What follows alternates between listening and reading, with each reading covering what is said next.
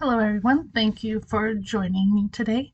This is a tutorial for our ADHD workbook, the digital version or PowerPoint version.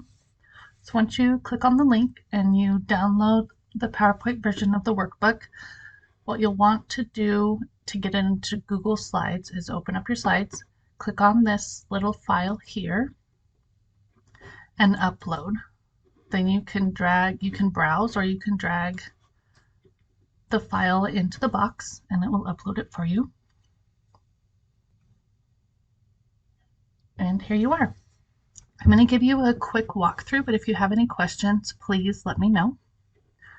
So on the first page, this is where you would put your client's name or your own name if you're doing it by yourself.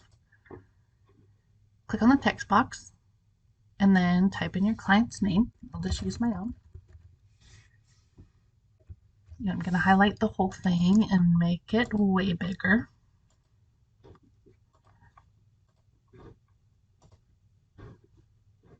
And then I'm going to change the font. And for this book, I mostly use Comic Sans, so that's going to fit in pretty good.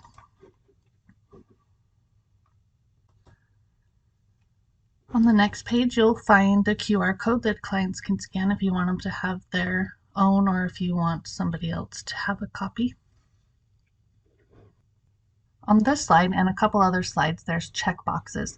On the side of the check boxes are actually check marks. So as the client answers the question, just drag over the check mark.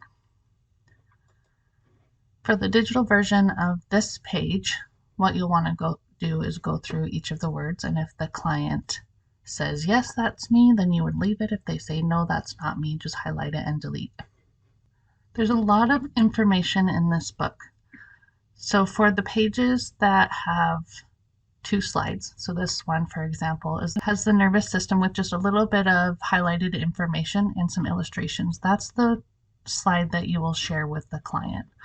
The other slide is for your information only, and once they are all finished with the slides, you can save it as a PDF and send them a copy. So this will just be useful information for them to refresh their memory as needed. There are a couple other slides where you want to add their own information in, and again, you'll just click on the text box, click where you would like it to be, and then change the font to whatever you would like it to be. And once you type it in, you can move it around as you'd like to. Just make sure it fits within the slide for when you print it or print as a PDF, then all of the information they will have will be there. This slide is about the heckler, and there's some additional information about the heckler a couple slides down, but the idea is for you to slide the game pieces over onto the playing field. You have the client, and then you have whatever supports they have. So maybe you, a counselor, a therapist, a teacher, a parent, a best friend, and you can name these if you like. Just use the text box feature again and click on or underneath and then you can type in the name. And then the heckler goes out here all by his lonesome in the stands. You can also create more pieces if you need to. Just highlight it, hold down Control and press C to copy, and then hold down Control and press V to paste. Then you have an additional character. This is another one where you would use the check marks. And with a lot of the combating rejection sensitivity tools, you're going to use the text box feature and enter in the client's answers or the creation of their affirmations or strengths, things like that. And I want you to keep in mind when you're going throughout the slides that the information is referred throughout. So for example, on the support people, you kind of just went over the support people with the heckler. So if the client is having a hard time naming off someone, you can refer back to that slide and then add as needed to this slide. This slide is about masking, and you'll talk about masking, and as you talk about each type of masking, you can click on the top card and move it over, and then it will show a card underneath of why that masking may be used. There are two slides that look like this. One is to talk about the ADHD burnout cycle, and the second one is to combat the ADHD burnout cycle. So you'll want to move the cards over for each section of the ADHD burnout cycle, and they are in order. So goal setting would be above goal setting, you would talk about that. Routine and procrastination, and you talk about that, and on and on. The only thing to keep in mind is that you want to make sure that the cards stay within the slide.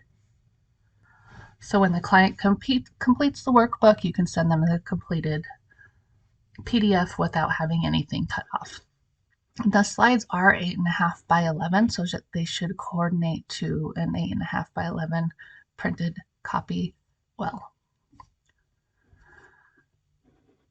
If for whatever reason the cards get out of order at the end of the book, there are samples of both the ADHD burnout cycle and combating the ADHD burnout cycle, so you can see what the completed slides look like. When you get to the Pomodoro method, you're going to have options to put timers in here. The original Pomodoro was for 20 minutes, so you would do 20 minutes of work and then have a 5-minute break, and then you would do 20 minutes of work and have another 5-minute break, then 20 minutes of work and a 15-minute break. But you can change this as needed. So if the client needs to do something that's really hard or strenuous, maybe they would only do 15 minutes of work and a 3-minute break, with a longer break at the end. A lot of the tools in our world are created for a neurotypical brain, and we want to change them and shape them to fit best not only with an ADHD brain, but with the individual that you're working with's brain. So adjust the tools as needed. On the simulation slide, you can move the just right up or down if you'd like to. And then once you get to the wellness plan, you're going to read off each idea and put it into their own words or keep it as is. And then at the end, I want you to add more. We definitely want to have as much information in the wellness plan as possible so that we can build awareness to what's going on. We could help the client build awareness to what's going on within themselves, and then also work on having the tools to change that if they want to.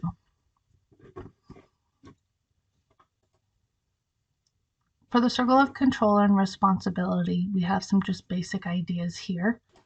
On this next slide, I want you to be able to input examples from the client's own life. And you want to think about boundaries in this and where boundaries are consistently being tested for this client. So for example, if there's somebody in their life that just consistently blames their anger on the client, then you would put that in here. Like, other people's anger is not my responsibility, or Susie Q's anger is not my responsibility. This is one of the things, along with the wellness plan and a couple other tools here, that will just grow and change as the client grows and changes. After you explain the feelings thermometer, you can use the thermometer to help them understand their feelings intensity a little bit better. And near the end of the book, there's some additional reading and information that's for you or for the client to gather more information on any of the topics listed in this workbook. And this is the bonus game at the end of the book. It's combating your heckler, and you want to use it with the heckler slide, but you can also use it with other topics like growth mindset. So to set up the game, you'll want to click on the second page here and pick a character. I'm going to pick the elephant for myself. You'll also pick one for your client, and then you'll paste it here and put it to the starting line. I do have a YouTube video for rolling the dice, and if you'd like to use that, you'll click on Insert, click on Video, and paste the link of the YouTube video, which is in the comments. Press Enter, and then select that video. Make it a little bit larger just so it's easier to see.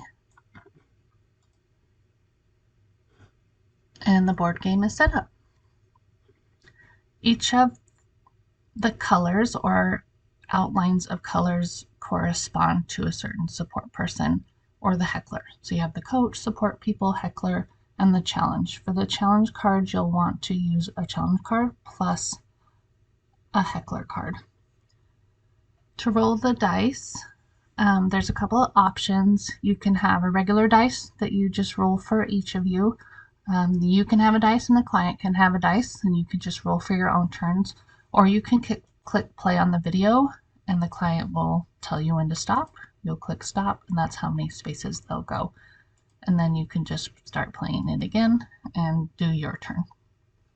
And since this is a printable workbook, when they're all done with it, you can go to File and download as a PDF, and then you can send it to your client. I did include the cards at the end, so when the client has a copy, they can cut out the cards and play the game from home.